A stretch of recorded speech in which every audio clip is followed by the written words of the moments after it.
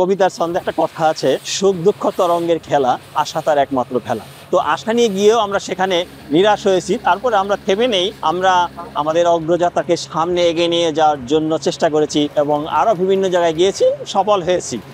শুরুটা খুবই ইন্টারেস্টিং। একটা প্যাকেজিং কোম্পানিতে চাকরি করতাম, আমাদের কোম্পানি ডাইরেক্টর উনিও চাকরি করতেন, দিলীপ চন্দ্র নাহা উনি ওই কোম্পানিতে চাকরি করতেন, এবং জাহিদুল ইসলাম সাহেব আমাদের কোম্পানির ডাইরেক্টর উনি ওই কোম্পানিতে চাকরি করতেন। তো চাকরি করা অবস্থায় আমি মাঝখানে একটা কোম্পানি চেঞ্জ করে আর একটা কোম্পানিতে যাই, কিন্তু তাদের সাথে আমাদের সবসময় ভালো যোগাযোগ ছিল, তো প্রায়ই দেখা হতো। দেখা হওয়ার ফলে চা খেতাম, গল্প করতাম, পাশাপাশি বলতাম যে এইভাবে আমরা কতদিন আর চাকরি করব, আমাদের নিজস্ব পরিচয় দরকার, তো চলেন আমরা একটা কোম্পানি করি, ছোটখাটো একটা কোম্পানি করি যেখানে আমাদের নিজস্বতা থাকবে, আমাদের নিজস্ব পরিচয় থাকবে, কোম্পানিটা আমাদের। ঠিক এইভাবে গল্প আগাতে থাকে। সেই প্ল্যানিংটা 3-4 বছর এরকম প্রায় আমরা চায়ের আড্ডাতেই শুধু গল্প করে সময় কাটিয়েছি। পরবর্তীতে এই কল্পনাটাকে আমরা বাস্তবে রূপ দিলাম এবং আমাদের সাথে 7 জন হলো। এই 7 জনে মিলে আমরা স্টার 7 প্রিন্টিং অ্যান্ড প্যাকেজিং নাম দিয়ে শুরু করলাম। সবাই চাকরিজীবী ছিলাম। চাকরির ক্ষেত্রে আমরা যা বেতন পেতাম সেখান থেকে আমাদের নিজেদের চাহিদা মিটিয়ে কিছু কিছু সঞ্চয় করতাম।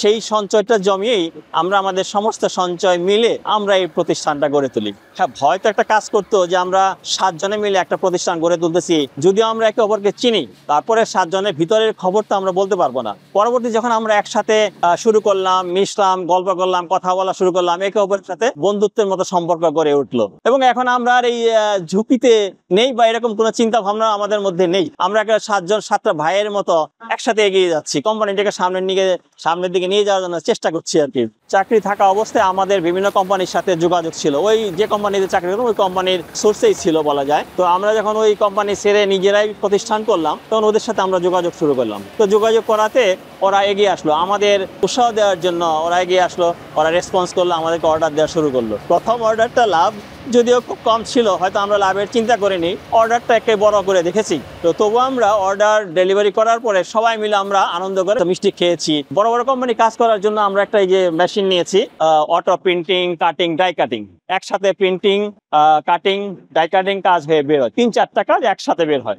এবং সেক্ষেত্রে বেঙ্গল ব্যাংক আমাদেরকে সহযোগিতা করেছে। বেঙ্গল ব্যাংকের কাছে আমরা কৃতজ্ঞ, তারা আমাদের এই মেশিন পারপাজে 30 লাখ টাকা লোন দিয়েছিল। কাজ করতে গেলে তো 10টা কোম্পানিতে গেলে একটা কোম্পানি পেতে পারি বা 2টা পেতে পারি, বাকিগুলো রিজেকশন, কারণ সবাই সব জায়গায় আটকে আছে, তাদেরকে ছুটে আনাটা একটু কষ্টকরই ব্যাপার। তো আমরা যেখানে এমন একটা কোম্পানিতে গিয়েছিলাম খুব আশা নিয়ে, উঁচু মুখ নিয়ে, বাট সেখান থেকে আমাদেরকে খুব একটা গুরুত্ব দিল না। তারা বললো তারা বিভিন্ন জায়গায় আটকে আছে, ওখান থেকে ছুটে আসতে পারবে না, আর আমাদেরকে কাজ করতে গেলে প্রথমে অনেক পরীক্ষা দিতে হবে, তা দিতে বিভিন্ন কারণগুলো উল্লেখ করলো, মানে আমাদেরকে যাতে কাজ দিতে না হয় বা আমাদেরকে এড়িয়ে যেতে পারে সেই পন্থায় তারা অবলম্বন করলো, যে কারণে ওখান থেকে আমরা মন খারাপ করে বেরিয়ে আসলাম।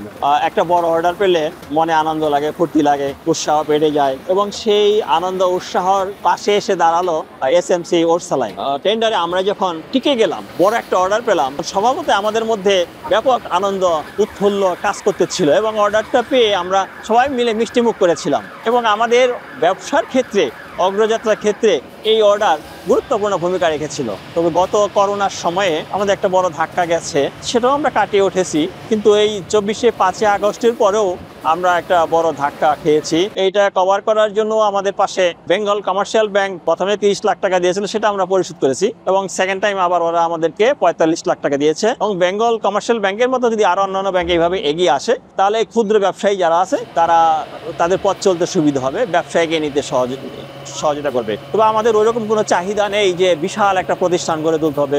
আমরা যা আছি এই নিয়েই সুখে আছি, এবং আমাদের যে কর্মচারীরা আছে ওরা যেন ভালো থাকে, এবং আমাদের এই কোম্পানির মাধ্যমে ওরা যেন উপকৃত হয়, এটাই আমাদের চাওয়া। স্টার 7 প্রিন্টিং অ্যান্ড প্যাকেজিং কোম্পানির পক্ষ থেকে বেঙ্গল কমার্শিয়াল ব্যাংকের নিকট কৃতজ্ঞ, এবং ভবিষ্যতে তারা আমাদের পাশে থাকবে, পাশে দাঁড়াবে, এবং আমাদের মতো আরো 10টা কোম্পানিকে সহযোগিতা করে তাদেরকে সামনের দিকে এগিয়ে নিয়ে যাবে, এটাই আমি চাচ্ছি। এবং আজকে এই চলতি মিডিয়া আমাদেরকে সময় দেওয়ার জন্য, আমাদের আত্মপ্রকাশের সুযোগ দেওয়ার জন্য তাদেরকে, তার কলা কুশলীদেরকে ধন্যবাদ জানাচ্ছি পুরো বেঙ্গল কমার্শিয়াল ব্যাংকে। প্রথম প্রসেস এই পেপারের রুল আসে, এই রুল থেকে এটাকে আমরা ওই করগেশন করি, যে ডেউ যেটা হয় করগেশন, তারপর ওটাকে ফ্লাই বলে, 3 ফ্লাই, 5 ফ্লাই, 7 ফ্লাই, মানে থিকনেসটা আর কি, এটা এরকম হয়। যেমন 3 ফ্লাই হইলে কার্টন কোয়ান্টিটি বেশি হবে, 7 ফ্লাই হইলে কার্টন কোয়ান্টিটি কম হবে, এই ধরনের মানে এইভাবে হয়। আর প্রথমত আমরা করগেশন করি, আরেক দিকে আমাদের কাগজটা প্রিন্ট হয়, প্রিন্ট হওয়ার পরে কর্গেশন হওয়ার পরে যখন সাইজ অনুযায়ী কাটিং করে তো ওইটাকে ওই প্রিন্টেড কাগজটা উপরে পেস্টিং করা হয়, তারপরে ওটাকে মানে ক্রিজ কাটিং করে কার্টন তৈরি করা হয়। এইভাবে প্রত্যেক দিন প্রায় 10,000 কার্টন, 10 থেকে 15,000 কার্টন বের হয়। প্রতিষ্ঠান বড় করতে হলে ইনভেস্টের প্রয়োজন আছে, সেই জন্য আমরা ওই বেঙ্গল ব্যাংকের কাছে শরণাপন্ন হয়েছি। তারা আমাদের কিছু লোন দিয়েছে, কম ঋণে দিছে। প্রথমে আমরা শুরু করছিলাম মাত্র অনলি 17 জন লোক দিয়ে। আমরা সারা জীবন চাকরি করছি, সেই চাকরির থেকে যে সঞ্চয় হয়েছে ওইটা দিয়ে আমরা এই ফ্যাক্টরিটা করছি। যখন আমাদের একটু খারাপ সময় চলছিল তখন আমরা ভাবলাম যে আমাদের ফিনান্সিয়াল সাপোর্টের দরকার, তখন আমরা বেঙ্গল কমার্শিয়াল ব্যাংকের কাছে যাই, তারা আমাদেরকে আর্থিক সহায়তা করে। তারা আমাদেরকে লোন দিছে, সেই লোনটা আমরা প্রতি মাসে কিস্তিতে আমরা পরিশোধ করে দিচ্ছি। তাদের সাপোর্ট, তারা আমাদেরকে খুব অল্প সময়ে তারা আমাদেরকে টাকাটা দিছে ম্যানেজ করে, আমাদের কোনো ঝামেলা পোহাতে হয় নাই, সহযোগিতা করছে অনেক।